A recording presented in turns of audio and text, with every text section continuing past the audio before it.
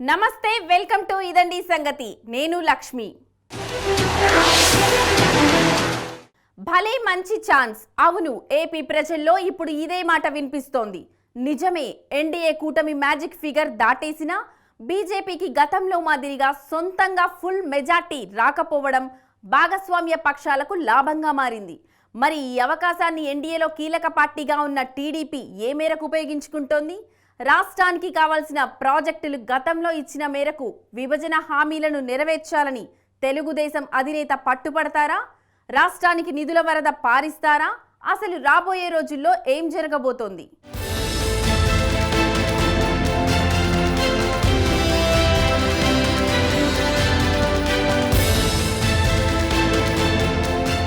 దేశవ్యాప్తంగా ప్రజలంతా ఎంతగానో ఎదురుచూసిన లోక్సభ ఎన్నికల ఫలితాలు వచ్చేశాయి. కొన్ని పార్టీలకు ఇష్టం, కొన్ని పార్టీలకు కష్టం అన్నట్లుగా వచ్చిన రిజల్ట్స్ తో భవిష్యత్ కార్యాచరణపై దృష్టి సారించాయి ఆయా కూటములు. అయితే ఎన్డీఏ కూటమి మెజార్టీ మార్కు సాధించినా బీజేపీకి సొంతంగా గతంలో మాదిరిగా మ్యాజిక్ ఫిగర్ దాటేలాగా సీట్లు మాత్రం దక్కలేదు. దీంతో ఇప్పుడు బీజేపీ నేతృత్వంలోని ఎన్డీఏకు చంద్రబాబు నేతృత్వంలోని టీడీపీ, నితీష్ కుమార్ సారథ్యంలోని జేడీయూ కీలక భాగస్వామ్య పక్షాలుగా ఉన్నాయి. జేడీయూ సంగతి కాస్త పక్కన పెడితే ఏపీ ప్రయోజనాల దృష్ట్యా చూస్తే చంద్రబాబు అవసరం ఎన్డీఏకు అత్యంత కీలకమనే చెప్పాలి.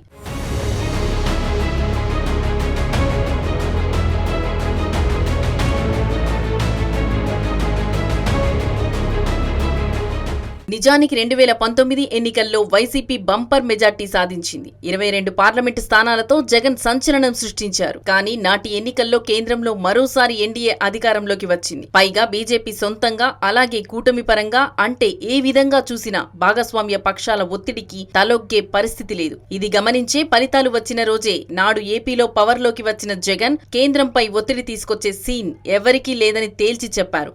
దీంతో విభజన సమయంలో కేంద్రం ఇచ్చిన పలు హామీలను ఎన్డీఏపై ఒత్తిడి తీసుకువచ్చి అమలు చేయించే అవకాశం తప్పిపోయింది. కానీ ఇప్పుడలా కాదు. కేంద్రంలో బీజేపీకి సొంతంగా ప్రభుత్వాన్ని ఏర్పాటు చేసే మెజార్టీ రాలేదు. అలాగని ఎన్డీఏ కూటమికి వచ్చిన కేవలం కొన్ని సీట్లు మాత్రమే మెజార్టీ మార్కుకు ఎక్కువగా ఉన్నాయి. దీంతో భాగస్వామ్య పక్షాల్లోని మెజార్టీ సీట్లు ఉన్న వాళ్లల్లో ఎవరికి ఆగ్రహం వచ్చినా ఎన్డీఏ మనుగడ కష్టమని చెప్పక తప్పని పరిస్థితి. ఓవైపు ఇండియా కూటమి సైతం ఎన్డీఏ పక్షాల్లో చేరిన టీడీపీ, జేడీయూ మద్దతు కోసం తమ వంతు ప్రయత్నాలు చేస్తోందన్న ప్రచారం సాగుతోంది. ఇవన్నీ గమనించే ఇప్పటికే ప్రధాని నరేంద్ర మోడీ సైతం భాగస్వామ్య పక్షాలకు సంపూర్ణ సహాయ సహకారాలు అందిస్తామని ప్రకటించడం ప్రాధాన్యం సంతరించుకుంది.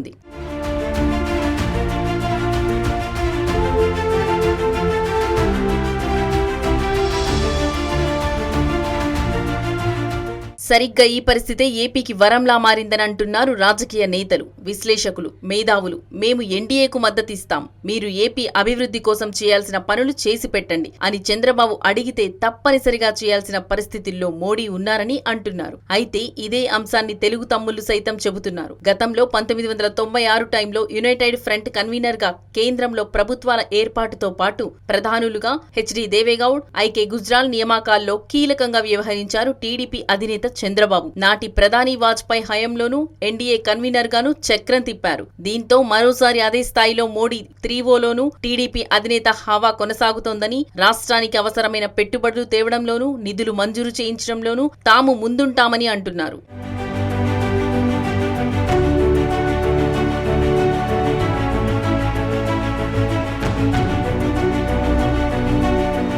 టీడీపీ అధినేత చంద్రబాబు మరోసారి కేంద్రంలో చక్రం తిప్పడం ఖాయంగా కనిపిస్తున్న నేపథ్యంలో ఏపీలో విభజన హామీలు, రాష్ట్ర ఆర్థిక పరిస్థితి నేపథ్యంలో అభివృద్ధి కార్యక్రమాల అమలుపై ప్రజలంతా గంపెడాసులు పెట్టుకున్నారు. ఈ క్రమంలో ప్రధానంగా చూస్తే రాష్ట్రానికి సంబంధించి విభజన హామీలను గత 10 ఏళ్లుగా బీజేపీ ప్రభుత్వం పెద్దగా పట్టించుకోలేదన్న విమర్శ ఉంది. ఇలాంటి వేళ రాష్ట్రానికి సంజీవని లాంటి ప్రత్యేక హోదాపై టీడీపీ అధినేత చంద్రబాబు ఎలాంటి వైఖరి అవలంబిస్తారన్నది ఆసక్తి రేపుతోంది. ప్రత్యేక హోదా ద్వారా పెద్ద ఎత్తున పన్నుల ప్రయోజనాలు దక్కుతాయి. తద్వారా ఎక్కువ సంఖ్యలో కంపెనీలు వచ్చి ఉద్యోగ ఉపాధి అవకాశాలు పెరుగుతాయి. అదే సమయంలో ఏపీ ప్రభుత్వం ఎన్నికల మేనిఫెస్టోలో ఇచ్చినట్లుగా 20 లక్షల ఉద్యోగాల కల్పన కూడా సులువవుతుంది.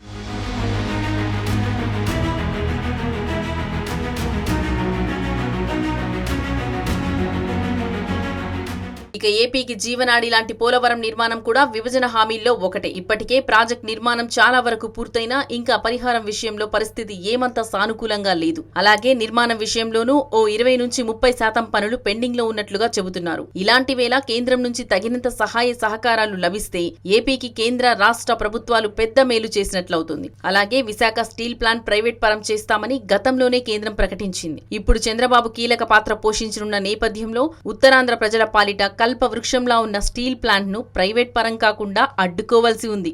మరి ఈ విషయంలో తెలుగుదేశం అధినేత ఎలాంటి అడుగు వేస్తారన్న దానిపై రాజకీయ వర్గాల్లోనే కాదు సామాన్య ప్రజానీకంలోనూ చర్చ సాగుతోంది.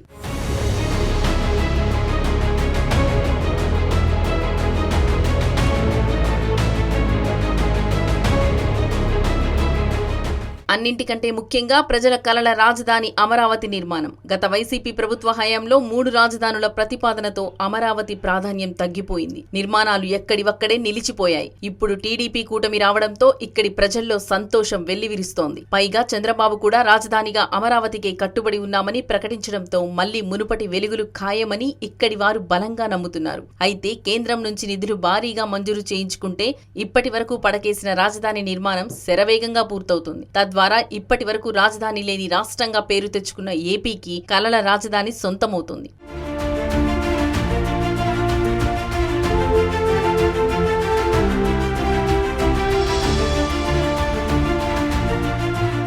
కేవలం ఇవే కాదు, Kadapa steel plant, Nadikudi Srikalahasti railway line, Amaravati Anantapur 6 వరుసల రహదారి, ఇతర ప్రాజెక్టుల కోసం సహా కేంద్రంతో సఖ్యతగా మెలుగుతూ సాధ్యమైనంత ఎక్కువగా నిధులు మంజూరు చేయించుకుంటే త్వరితగతిన రాష్ట్రం అభివృద్ధి పదంలో పయనిస్తుంది. అటు రాష్ట్ర ఆర్థిక పరిస్థితి దృష్ట్యా చూసినా ప్రస్తుతం టీడీపీ కూటమి ఇచ్చిన హామీల అమలు అంత తేలికగా సాగేది కాదన్న మాట వినిపిస్తోంది. దీంతో కేంద్రంలో మోడీ ప్రభుత్వం సాఫీగా సాగేందుకు మద్దతుగా నిలుస్తూనే రాష్ట్ర ప్రయోజనాలను చంద్రబాబు నాయుడు పరిరక్షించాలని అంతా కోరుతున్నారు.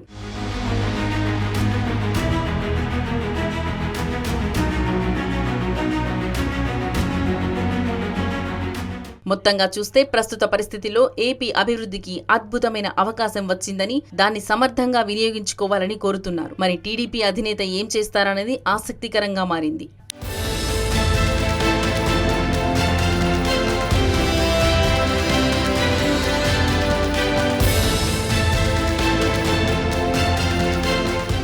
ఇది ఇవాల్టి ఇదండి సంగతి కార్యక్రమం. రేపు మరో ఎపిసోడ్తో మళ్ళీ కలుద్దాం. అంతవరకు సెలవు. నమస్తే.